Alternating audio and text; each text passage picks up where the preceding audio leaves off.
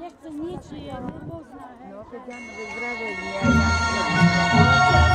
Hlboko v lese je osada plná šťastných, veselých šmolkov. Dobre rozprávať, Šmolko, stačí. Tak dobré.